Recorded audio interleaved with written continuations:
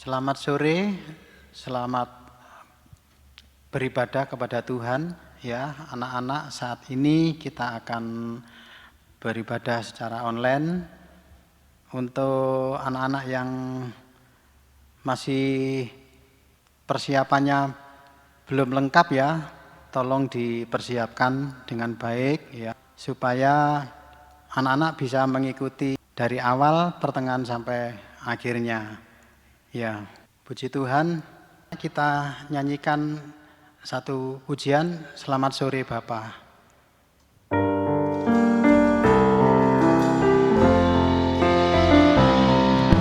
Selamat sore Bapa, selamat sore Yesus, selamat sore Roh Kudus.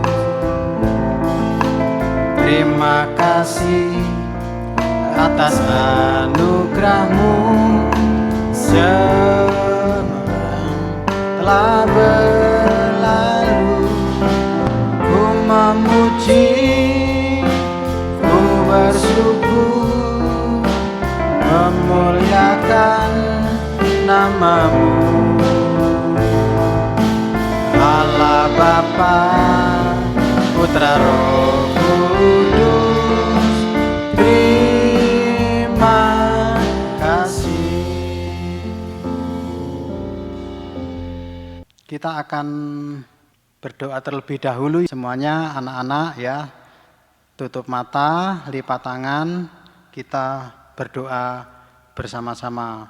Om Sido akan berdoa, anak-anak berdoa di dalam hati. Mari kita berdoa. Tuhan Yesus, kami mengucap syukur di mana saat ini anak-anak-Mu boleh datang kepada Tuhan.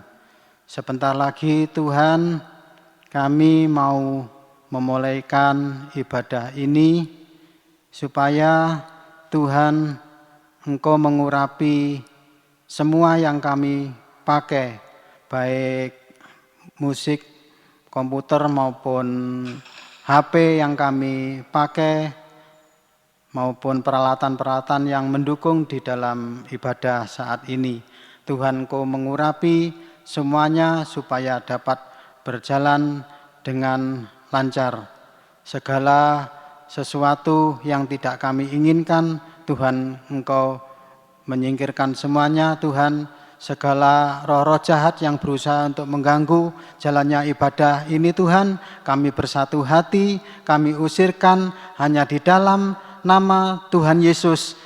Semua roh-roh jahat keluar, sehingga Engkau, Roh Kudus, menguasai ruangan ini, menguasai hati dan pikiran kami. Terima kasih darah Kristus yang berkuasa. Di dalam nama Tuhan Yesus kami berdoa, haleluya, amin.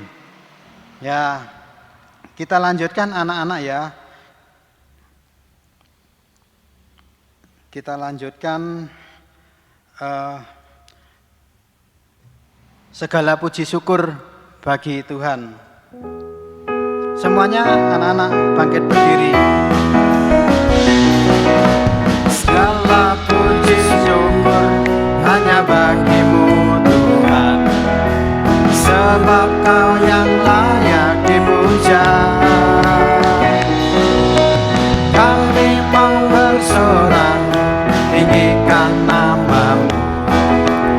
Haleluya. Soraklah haleluya, soraklah haleluya, haleluya.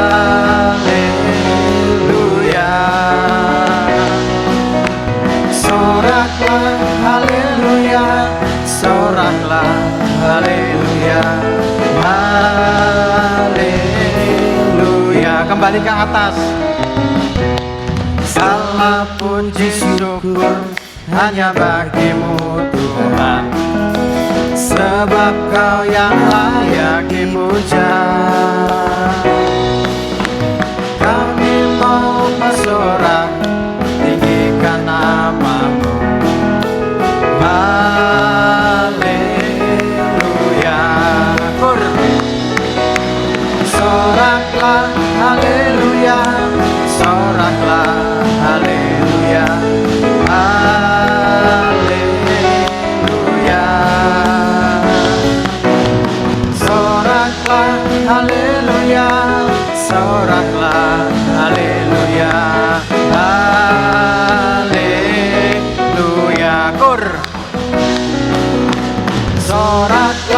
haleluya, soraklah, haleluya, haleluya.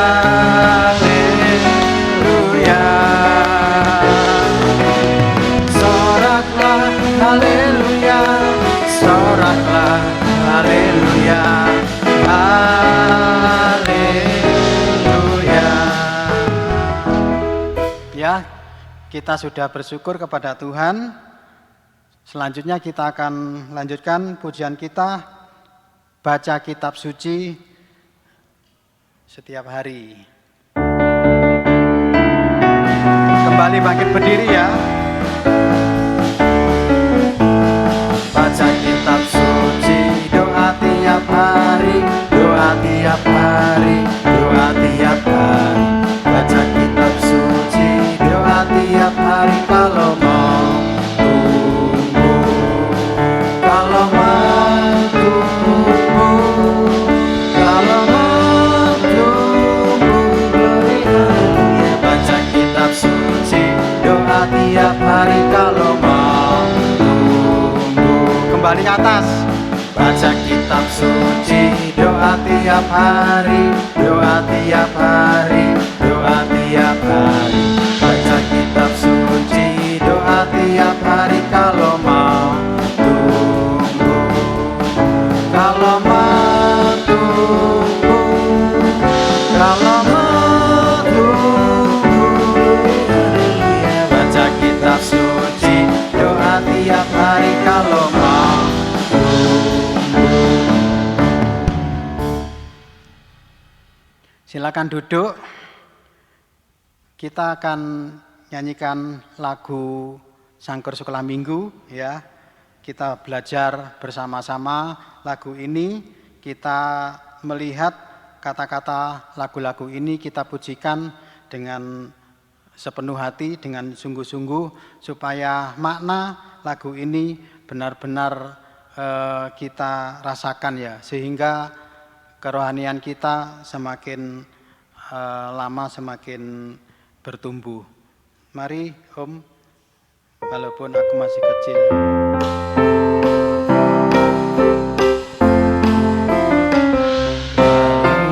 Walaupun aku masih kecil, ku sungguh rindu disucikan hidup menurut firman Tuhan, agar ku laku masuk surga. Dari awal.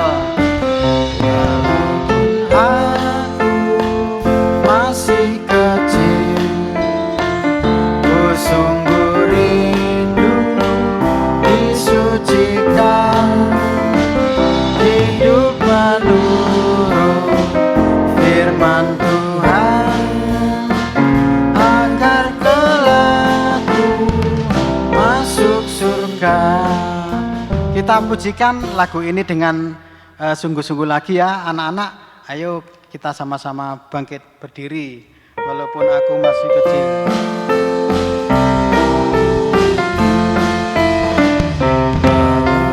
Walaupun aku masih kecil, ku sungguh rindu disucikan hidup menurut firman Tuhan, agar kelak ku masuk surga. Dari awal. Walaupun aku masih kecil, ku sungguh rindu disucikan hidup menurut firman Tuhan, agar kelak ku masuk surga. Nah, silakan duduk anak-anak.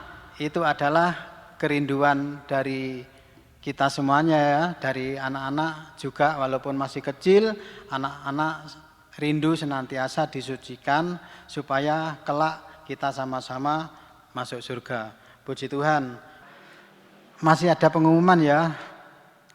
Ibadah sekolah minggu onsite di gereja Surabaya jam 9 pagi lewat 15 menit. Di Malang jam 10 pagi ya. Di Medan jam 10, di Jakarta jam 4 sore. Ya. Setiap kali beribadah anak-anak berpakaian rapi, jangan lupa disiapkan Alkitab dan alat tulis untuk yang sudah bisa membaca atau menulis. Ringkasan firman Tuhan ya, itu dapat dikunjungi, dapat dilihat di link YouTube. Mungkin tugas atau kegiatan sekolah minggu bisa dilihat di Google Classroom dengan kode kelas GZYIYNP. Anak-anak yang ikut orang tua beribadah di gereja hari Minggu ya, tidak boleh mengganggu, tidak boleh ramai, tidak boleh jalan-jalan, tidak boleh lari-lari. Anak-anak harus duduk manis ya, duduk diam, ikut mendengarkan firman Tuhan. Nah, itulah ya diperhatikan anak-anak sehingga saat orang tua beribadah tidak terganggu dengan ramainya anak-anak, tetapi anak-anak ikut mendengarkan firman Tuhan. Kita sekarang mau persiapkan hati dan pikiran kita untuk mendengarkan firman Tuhan. Kita pujikan firman-Mu pelita bagiku.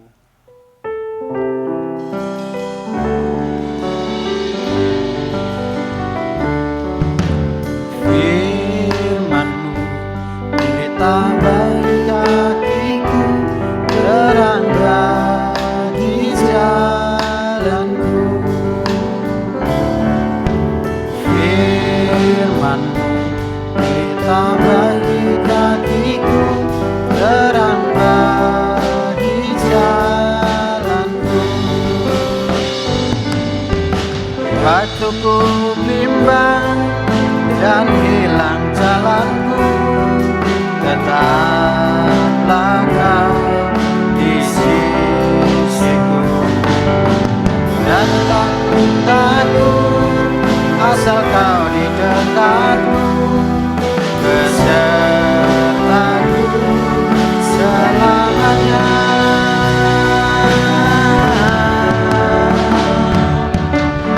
Firman-Mu pelita bagi kakiku, terang bagi jalanku. Dari awal sekali lagi.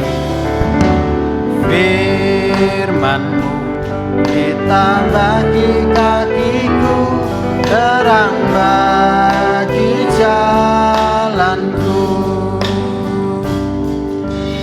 Firman-Mu pelita bagi kakiku, terang bagi jalanku.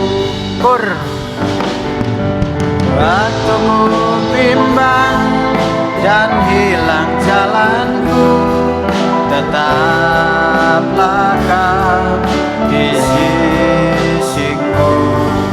Dan bahkan ku takut asal Kau di dekatku, besertaku selamanya.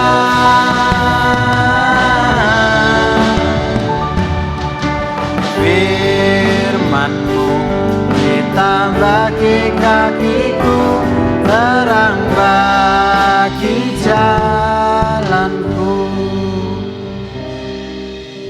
Mari kita sama-sama masuk di dalam doa, masuk di dalam firman Tuhan, biar Roh Kudus yang menguasai hati dan pikiran kita. Saya akan berdoa, anak-anak berdoa di dalam hati. Tuhan Yesus, benar ya Tuhan bahwa firman Tuhan itu pelita bagi kaki kami, terang bagi jalan kerohanian hidup kami.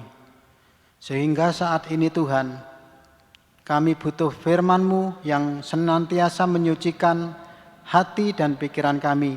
Sehingga semakin lama, semakin hari semakin Engkau sucikan lewat firman-Mu. lewat firman pengajaran, lewat makanan keras yang senantiasa menyucikan kehidupan kami. Terima kasih Tuhan, terima kasih kalau sebentar Tuhan kami mau mendengar akan firman-Mu. Biarlah Tuhan menguasai hati dan pikiran kami. Kalau ada roh-roh jahat yang senantiasa berusaha mengganggu di dalam kami mendengarkan firman-Mu. Tuhan, kami bersatu hati, kami usirkan kuasa-kuasa kegelapan, kuasa-kuasa roh jahat. Kami usirkan hanya di dalam nama Tuhan Yesus. Engkau keluar, Engkau pergi dari ruangan ini. Roh Kudus senantiasa menguasai, Roh Kudus senantiasa yang tinggal di dalam hati dan pikiran kami. Terima kasih Tuhan, terima kasih. Kami sambut firman-Mu saat ini hanya di dalam nama Tuhan Yesus. Kami berdoa, kami mengucap syukur. Haleluya. Amin. Puji Tuhan, anak-anak ya, kembali kita mendengarkan firman Tuhan. Kita siapkan Alkitab ya, mungkin alat tulis ya, buku dan lain sebagainya, supaya firman Tuhan yang kita dengar tidak hilang begitu saja, tidak terlupa begitu saja, tetapi kalau kita mencatatnya, kita bisa mungkin lain hari kita bisa melihat kembali, membaca kembali, sehingga itu sangat membantu di dalam kita mengingat akan firman Tuhan. Puji Tuhan, anak-anak ya, firman Tuhan pada kali ini saya kasih judul yaitu perbedaan antara makanan jasmani dan makanan rohani. Nah, apa itu makanan jasmani dan apa itu makanan rohani di dalam kehidupan kita ya. Jadi manusia terdiri dari dua bagian besar ya, yaitu bagian luar dan bagian dalam. Bagian luar atau dikatakan secara lahiriah ya, yang kelihatan itu, yaitu jasmani yang kelihatan atau tubuh ya. Tubuh ini kalau kita melakukan apa-apa kelihatan, kita makan kelihatan. Selanjutnya adalah bagian dalam. Bagian dalam itu yaitu secara batin yang menyangkut jiwa ya, menyangkut jiwa. Secara rohani yaitu secara rohani yaitu yang menyangkut roh. Jadi manusia itu terdiri dari tiga bagian, yaitu ada tubuh ya. Yang kelihatan ini adalah tubuh fisik. Nah, itu ada tubuh, terus ada jiwa dan ada roh ya. Ada tubuh, ada jiwa, ada roh. Berbeda sekali dengan ciptaan-ciptaan yang lain ya, seperti mungkin binatang. Nah, binatang memiliki tubuh ada ya, perasaan, jiwa ada, tetapi tidak bisa tidak memiliki roh ya, tidak memiliki roh. Nah, sehingga itulah kelebihan daripada manusia, yaitu dibandingkan dengan ciptaan yang lain, yaitu memiliki roh. Nah, roh inilah anak-anak yang senantiasa harus kita perhatikan, kita kasih makan seperti apa? Kita makan makanan yang jasmani ya, seperti itu. Jadi kalau contoh-contohnya proses makan itu anak-anak ya, proses makan kelihatan yang jasmani. Ada mungkin kue atau nasi ya. Begitu kita prosesnya buka mulut ya, lalu dikunyah, dihaluskan, nanti terus masuk tenggorokan, terus diproses lagi, di dalam lambung ya, di lambung itu diproses lagi sampai menghasilkan sari-sari makanan itu ya, berbentuk sari-sari yang dibutuhkan oleh tubuh. Mungkin ada kalori, ada vitamin, ada apa namanya zat-zat yang diperlukan oleh tubuh ini, dan menjadikan makanan itu menjadi sehat bagi tubuh kita. Coba bayangkan kalau dari pagi sampai sore ini anak-anak tidak makan, bagaimana rasanya? Gemetaran ya, lemas ya, oh pusing, oh iya pasti kebanyakan seperti itu. Karena tuntutan dari tubuh ini bahwa kita harus dapat asupan makanan ya untuk energi di dalam tubuh kita, sehingga kita bisa datang beribadah ini, kita bisa aktivitas, itu karena ada asupan makanan yang harus kita terima oleh tubuh kita. Nah, itu yang kelihatan anak-anak, yang bagian jasmani. Dan seringkali yang terlupakan, yang diremehkan, yang dikecilkan ya, seperti salib Kristus itu salib Kristus itu luar biasa, tetapi sering kali banyak orang itu meremehkan atau mengecilkan. Juga hal-hal yang ini, yang bersifat rohani ini, makanan rohani. Nah, makanan rohani itu apa sih? Bagaimana sih? Nah, kan seperti itu anak-anak ya.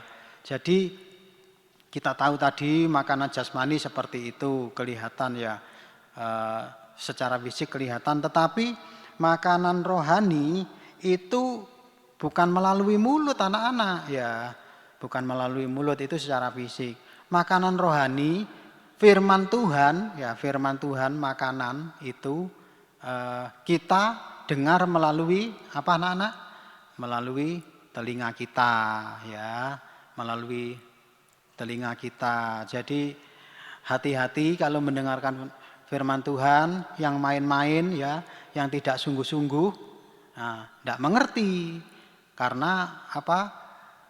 Kurang konsentrasi, telinga yang seharusnya untuk mendengarkan firman Tuhan ya, saat itu mungkin kita terganggu dan lain sebagainya, maka kita bisa-bisa tidak dapat apa-apa ya, tidak memperoleh apa-apa dari firman Tuhan. Nah, makanya inilah telinga harus dipergunakan dengan sebaik mungkin untuk mendengar, yaitu untuk kebutuhan makanan rohani kita.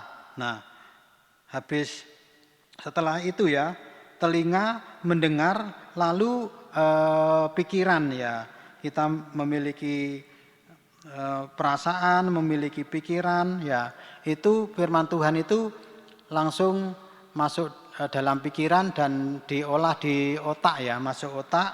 Nah, lalu menjadi kita percaya akan firman Tuhan itu. Percaya di mana anak-anak? Percaya di hati ya.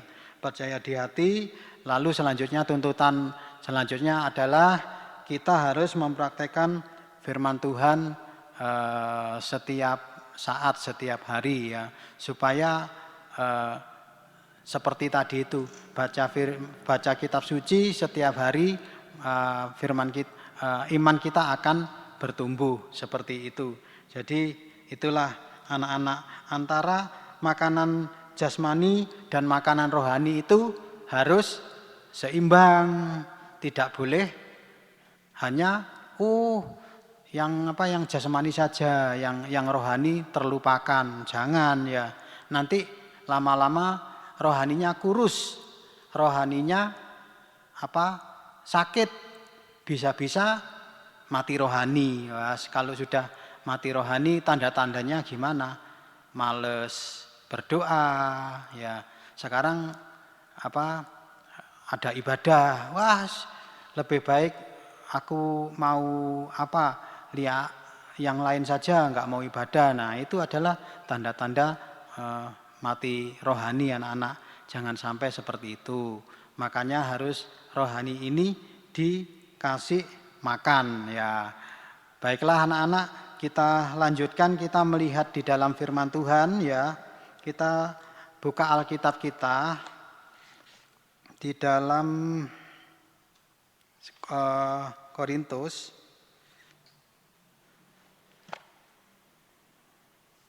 Di dalam 1 Korintus pasalnya yang ke-15.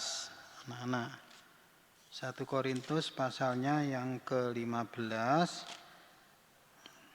1 Korintus 15. Ayatnya yang ke-40 anak-anak. Akan saya bacakan ya, anak-anak simak, anak-anak mendengar dengan baik.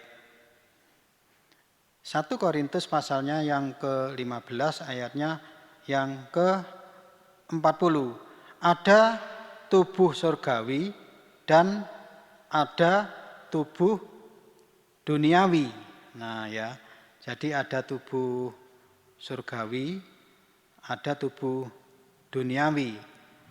Tetapi kemuliaan tubuh surgawi lain daripada kemuliaan tubuh duniawi. Nah, tadi kan ada makanan jasmani, ada makanan rohani, ya. Ada tubuh surgawi dan ada tubuh duniawi. Jadi tubuh surgawi itu adalah tubuh batiniah ya. Kebutuhan batin harus dipenuhi. Rohani kita harus dipenuhi. Kenapa anak-anak? Karena yang tubuh jasmani itu sampai hanya apa? Sampai terbatas gitu, sampai hanya ke liang kubur anak-anak.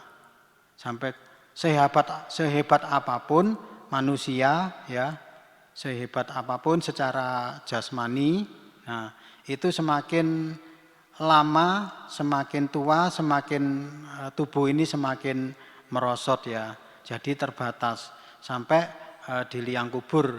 Tetapi ini yang bersifat rohani, nah yang bersifat rohani itu kembali kepada Tuhan ya. Itu yang akan dipertanggungjawabkan kepada Tuhan, ditata Tuhan ya.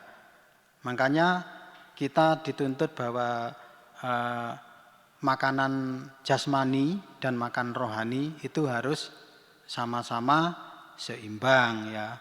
Karena seringkali makanan rohani itu diremehkan atau dikecilkan. Padahal kita melihat di sini bahwa fungsinya itu luar biasa ya. Karena apa? Karena itu yang akan kita bawa kepada Tuhan untuk selama-lamanya.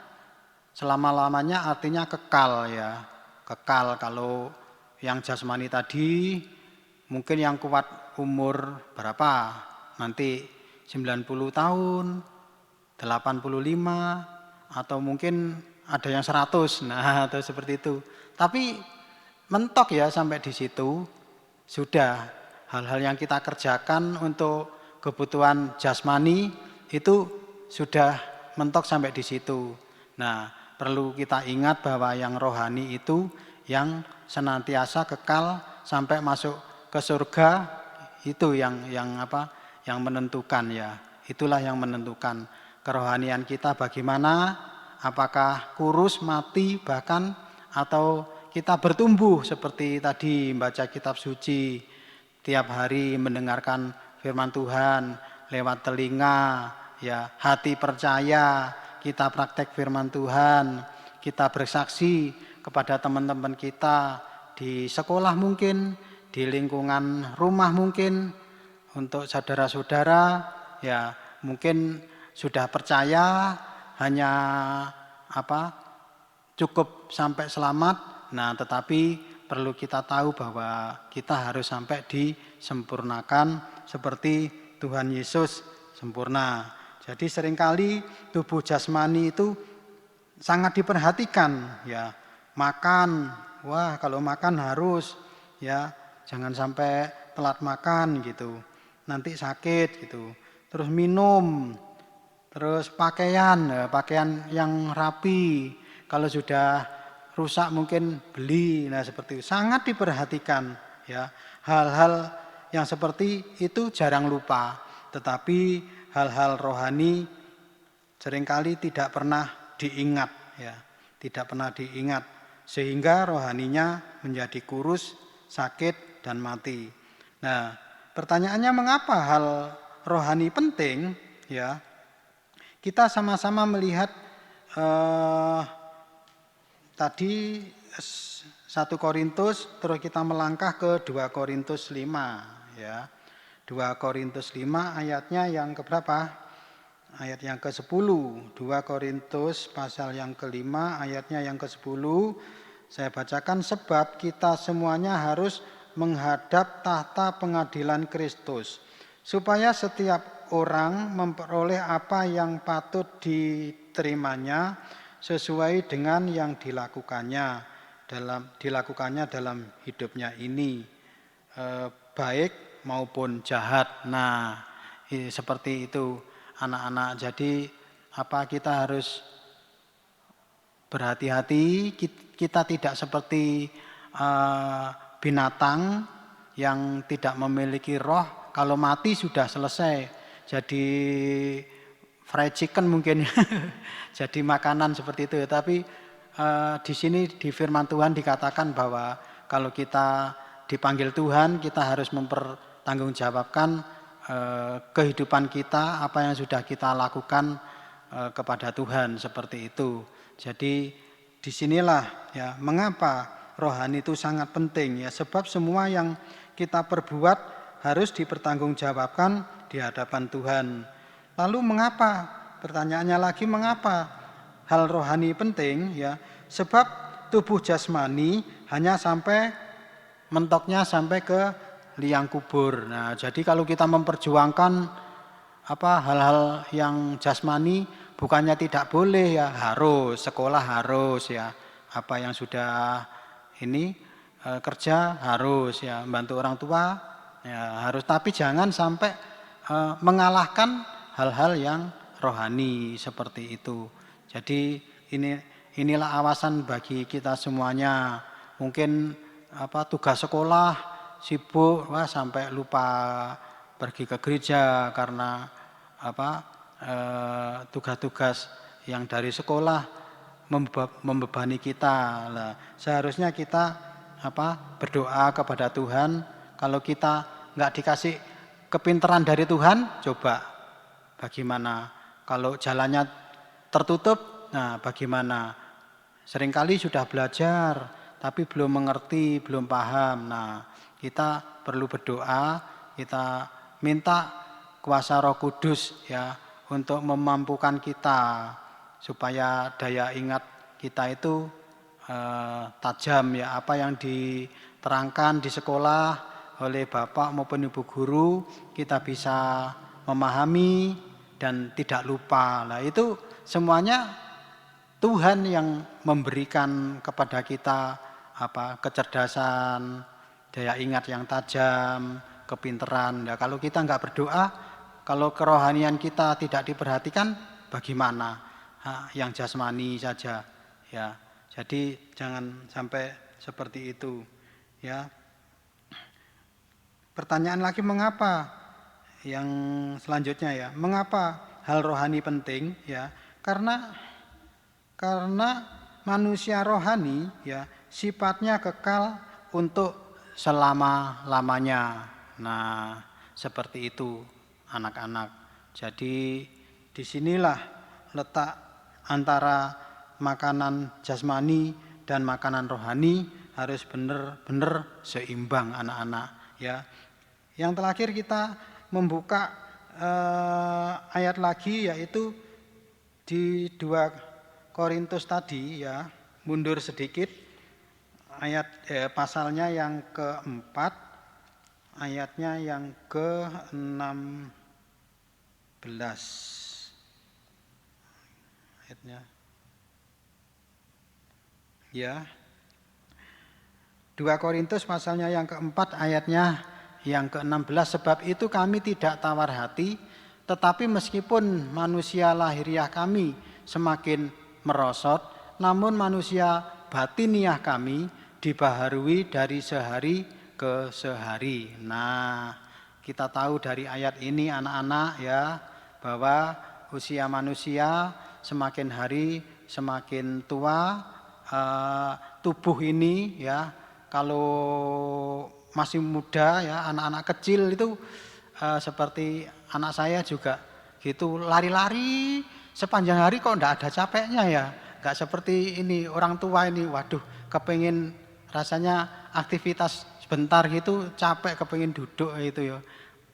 Kaki ini terasa pegel-pegel gitu, tapi anak-anak terus mau main lari-lari sampai berapa lama gitu, ini ndak ada capeknya ya, seperti kalau ndak stop, ayo tidur, ayo makan, dan ayo mandi gitu, tetap main, tetap lari-lari dan lain sebagainya. Nah, itulah anak-anak. Jadi tubuh jasmani ini ya, yang semakin hari semakin lemah ya, kalau sudah tua, sudah jalannya sudah pelan-pelan ya, oma-oma, opa-opa ya, seperti itu. Nah, itu wajar karena proses alami seperti itu. Makanya kalau kita hanya mengandalkan yang jasmani, nah seperti itu tidak berguna. Gunanya hanya waktu di dunia ini ya, semuanya penting, tapi jangan sampai meremehkan, melupakan ya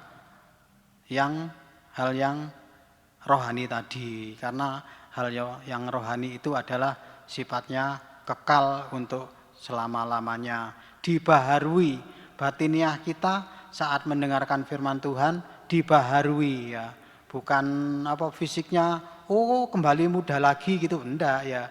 Yang ya itu boleh saja kalau dijaga dengan dengan mungkin kesehatan, olahraga dan lain sebagainya ya, baik ya. Tetapi yang di sini yang saya tekankan bahwa makanan rohani manusia batiniah kita itu diperbaharui lewat mendengarkan firman Tuhan ya. Itu berlaku untuk semua umur ya, walaupun umur berapapun perlu itu, bahkan semakin tua ya semakin perlu, karena secara fisiknya aja sudah mendekati dipanggil Tuhan ya, walaupun banyak juga yang masih umur berapa istilahnya mendahului atau menyalip gitu ya. Tapi yang kebanyakan sih mayoritas seperti itu, kalau sudah usia lanjut itu mendekati dipanggil Tuhan. Nah, justru jangan sibuk dengan dengan perkara-perkara yang di dunia ini. Nanti Tuhan Yesus datang kedua kali tidak mengerti, tidak terangkat ya, ketinggalan seperti itu. Nah, oleh sebab itu dari anak-anak kecil sampai kita dewasa itu semuanya penting, bahwa makanan rohani itu sangat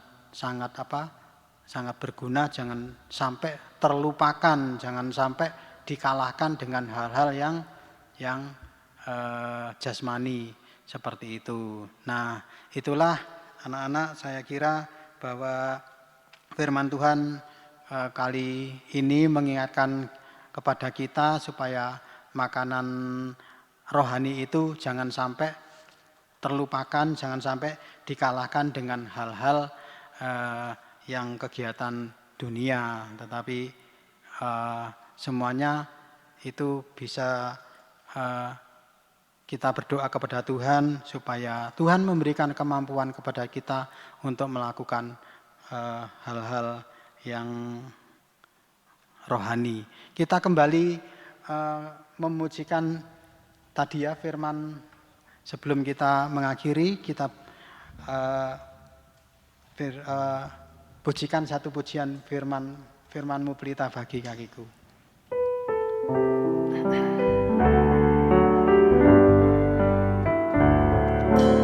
Firman-Mu pelita bagi kakiku, terang bagi jalanku. firman-Mu, pelita bagi kakiku, terang bagi jalanku. Waktu ku bimbang dan hilang jalanku, tetaplah Kau di sisiku. Dan takut asal Kau di dekatku, besertaku selamanya.